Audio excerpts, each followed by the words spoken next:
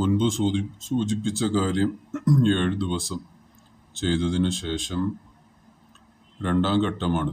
രണ്ടാം ഘട്ടത്തിൽ രാവിലെയും വൈകുന്നേരവും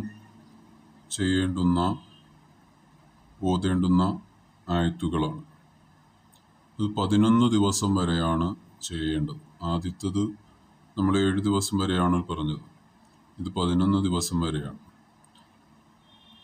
നേരത്തെ പറഞ്ഞതുപോലെ നല്ല വൃത്തിയായി കുളിച്ച് ശുദ്ധിയായി പൂർണ്ണമായി ഉളൂ ചെയ്ത് നല്ല വസ്ത്രം ധരിച്ച് ഖിബലയ്ക്ക് നേരെ ഇരുന്ന് ഓതേണ്ടതാണ്. ഓതിക്കുന്ന ആളും ഓതി നോക്കുന്ന ആളായാലും അങ്ങനെ തന്നെ.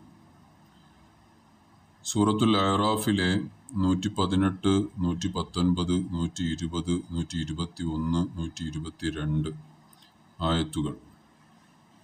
فوقع الحق وبطل ما كانوا يعملون فغلبوا هنالك وانقلبوا صاغرين وألقي السحرة ساجدين قالوا آمنا برب العالمين رب موسى وهارون. ഈ ആയത്തുകൾ 3 പ്രാവശ്യം ഓതുക. അതിനുശേഷം സൂറത്തു യൂനിസിലെ 81, 82 ആയത്തുകൾ.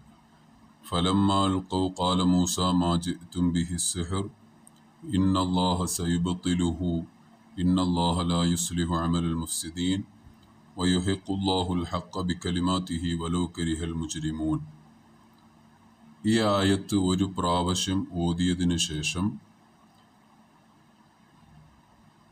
ഈ 81-ാമത്തെ ആയത്തിലെ ഫലമ്മ അൽഖൗ ഖാല മൂസ മാ ജിഅ്തും ബിഹി സിഹ്ർ അതിനുശേഷമുള്ള ഇന്നല്ലാഹ സയുബ്തിലുഹു ആ വാചകം മാത്രം, ഇന്നല്ലാഹ സയുബ്തിലുഹു, അത് 99 പ്രാവശ്യം ആവർത്തിക്കുക.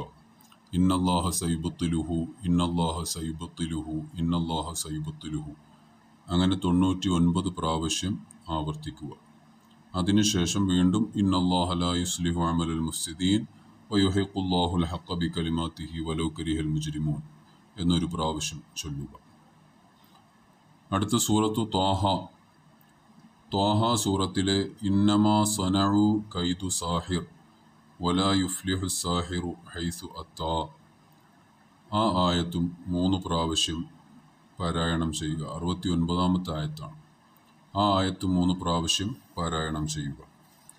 അതിനുശേഷം ഖുൽ അഊദു ബിറബ്ബിൽ ഖുൽ ഹുവല്ലാഹു അഹദ് ഖുൽ അഊദു ബിറബ്ബിൽ ഫലഖ് ഖുൽ അഊദു ബിറബ്ബിൻ നാസ് എന്നീ സൂറത്തുകൾ ഓതി സ്വയം ഓതുന്നയാളാണെങ്കിൽ നേരത്തെ പറഞ്ഞതുപോലെ വെള്ളത്തിലൂതി അതിൽ നിന്ന് 3 ഇറക്ക് കുടിക്കുകയും ബാക്കി കുളിക്കുന്ന വെള്ളത്തിൽ കലർത്തി അതൊഴിച്ച് കുളിക്കുകയും ചെയ്യുക. ഓതി നോക്കുന്ന ആളാണെങ്കിൽ രോഗം ബാധിക്കപ്പെട്ട ഈ വ്യക്തിയുടെ ദേഹത്ത് ഊതി കൊടുക്കുകയും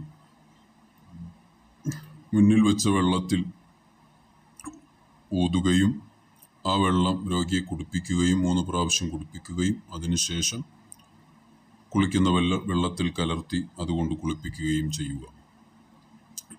ഇങ്ങനെ 11 ദിവസം രാവിലെ സുബഹിക്ക് ശേഷവും പിന്നെ വൈകുന്നേരം മഗ്രിബിൻ്റെ ശേഷവും ഏതെങ്കിലും ഒരു പ്രാവശ്യത്തെ വെള്ളം കുളിക്കാൻ വേണ്ടി എടുത്താൽ മതിയാകും.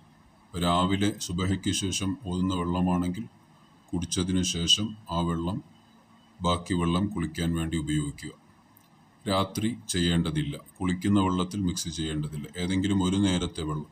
ഇനി അതല്ലെങ്കിൽ രാത്രി ഓതുന്ന വെള്ളമാണെങ്കിൽ കുടിച്ചതിന് ശേഷം ബാക്കി വെള്ളം മാറ്റിവെച്ച് പിറ്റേന്ന് രാവിലെ കുളിക്കുന്ന വെള്ളത്തിൽ മിക്സ് ചെയ്ത് അത് കുളിക്കാൻ നോക്കുക.